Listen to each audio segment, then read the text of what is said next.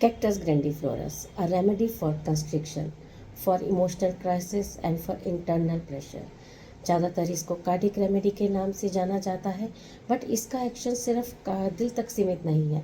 इसका एक्शन जाता है नर्व्स पर, लंग्स पर, यूट्रस पर, वेसल्स पर और इवन इमोशंस पर भी जाता है।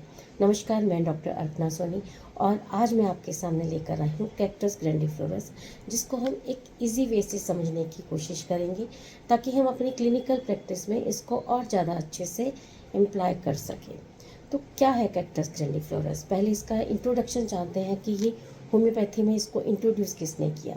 इसको इटली के एक डॉक्टर रूबिनी ने इंट्रोड्यूस किया और उन्होंने पाया कि कंस्ट्रिक्शन में, हेमरेज में, चेस्ट टाइटनेस में और हार्ट कंप्लेंट्स में बहुत अच्छा काम करती है। ये वहाँ बहुत अच्छा काम करती है जहाँ बॉडी को लगता है कि वो ट्रैप्ड हो गई है और ऑर्गन्स को ये लगता है कि वो कंप्रेस्ड हो गए हैं।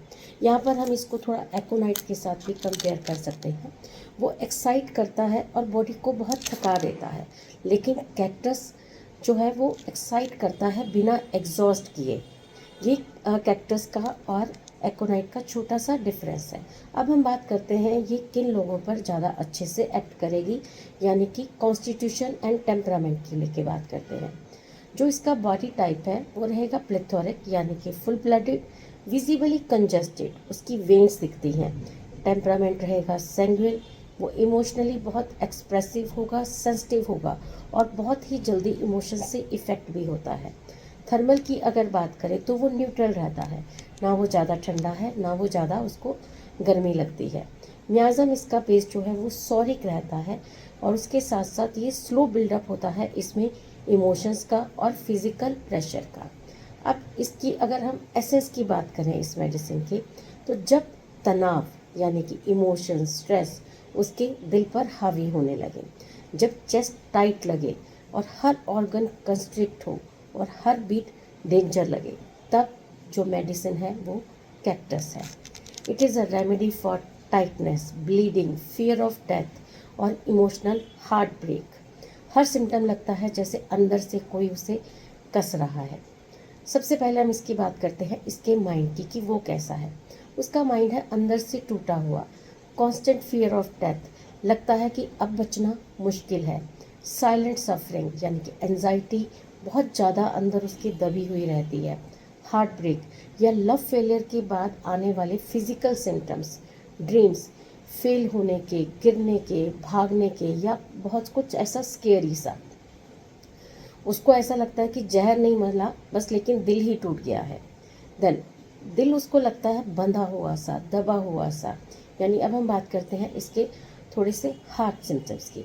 जैसे किसी ने, उसको लगेगा जैसे किसी ने लोहे के हाथ से उसके दिल को कस दिया है उसको पिंजरे में और उसको बहुत ट्विस्ट किए जा रहा है और टाइट किए जा रहा है।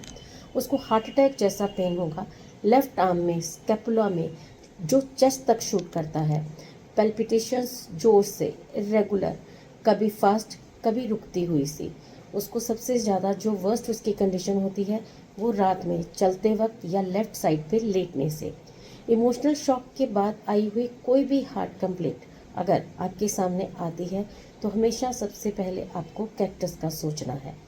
देन इसका जो है फिजिकल नहीं, इमोशंस पे भी इसका प्रेशर का रिजल्ट है। मेन फीचर, उसको ऐसा लगता है कि उसका हर ऑर्गन जो है वो घुटन से भरा हुआ है, हर ऑर्गन कस गया है। Chest, bladder, uterus, throat, rectum, सब पे जैसे किसी ने टेंशन वाली स्प्रिंग लगा दी है और उसको टाइट करता जा रहा है, जैसे कि बॉडी एक स्टील केज में बंद हो जाए। और चेस्ट पर कोई आयरन बेल्ट वाला सेंसेशन, वो सांस नहीं ले पाते हैं। अब बात करते हैं इसके हेडेक की। उसको बहुत तेज़ दर्द होता है। राइट साइडेड माइग्रेन के लिए बहुत अच्छी मेडिसिन है। पल्सेटिंग हेडेक होता है उसको, जो बेटर होता है प्रेशर से। ऐसा लगता है उसको कि उसका ब्लड जो है वो फट के बाहर आ जाएगा, सर फट जाएगा, इतना तेज़ दर्द होता है। और हर दिन एक ही टाइम पर दर्द आता है। ब्लीडिंग की बात करते हैं इसकी।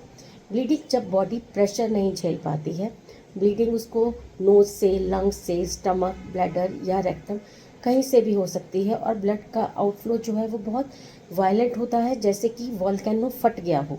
विदाउट इंजरी भी ब्लीडिंग हो सकती है उसको। अब इसकी बात करते हैं वुमेन में इसके क्या सिम्टम्स रहते हैं। जब उसको बचपन से ही बहुत ज़्यादा पेन जो है वो यूट्रस में रहता है, पीरियड्स बंद हो जाते हैं, जब पेशेंट लेटता है तो उसके पीरियड्स बिल्कुल जो है उसका फ्लो बंद हो जाता है, जैसा कि हम बोविस्टा और कॉस्टिकम में पढ़ते हैं। डिस्मेनोरिया, उसको इतना तेज़ पेन, वही वाला कंस्ट्रिक्शन वाला पेन लगेगा, और वेजाइनल कंस्ट्रिक्शन फेल होगी, यानी कि वो जो भी इंटीमेट होंगे तो उनका वो पेनफुल इंटीमेसी रहेगा। यूट्रस भी उसको बार बार कहता कि बहुत ज़्यादा पेन है, बहुत कस गया, अब सहन नहीं हो रहा है। रेस्पिरेशन में उसको ऐसा लगता है कि वो सांस नहीं ले पा रहा है, उसकी सांस भी दब गई है, बिकॉज उसको बहुत सफोकेशन हो रही है, लंग्स उसके एक्सपेंड नहीं हो पाते हैं, वही कंस्ट्रिक्शन की वजह से। वो आयरन बेल्ट वाली फीलिंग आना, हर ब्रेथ उसको ऐसे लगता है जैसे वो लड़ लड़ के ब्रेथ ले रहा है, और उसका जो कफ है यानी कि ब्लड भी उसको ब्लड स्टेन कफ रहेगा उसका। Dyspnoea even on light movement, जरा सा चलेगा उसका सांस फूलने लग जाएगा, और सीढ़ियाँ चढ़ने पर उसकी हालत बहुत बुरी हो जाती है। अब बात करते हैं हम इसके लिम्स की। लेफ्ट आर्म का नमनेस, लेफ्ट आर्म में सूजन रहेगा, ये क्लासिक कार्डियक रेफरल पेन है। हाथ ठंडे रहेंगे लेकिन पाँव जो है उसके आइसी कोल्ड हो जाएंगे बिल्कुल, उसको बहुत थोड़ी थोड़ी स्वेलिंग रहेगी फीट पर, like heart is failing to circulate. अब बात करते हैं उसकी नींद की।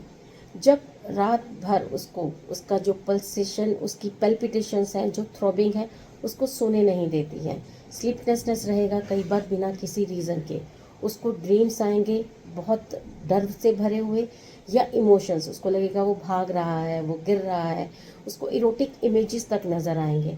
थ्रॉबिंग सेंसेशंस रहेंगी उसके स्टमक के पेट में, या उसको राइट ईयर में अपनी पेल्पिटेशंस फील होंगी। फीवर, फीवर उसका बहुत पंचुअल है, उसको सुबह 11 बजे फीवर आएगा और रात के 11 बजे फीवर आएगा, जिसमें उसको ठंड लगेगी 10-11 बजे के दिन या रात के आसपास, और उसके हाथ पैर बहुत ठंडे रहेंगे।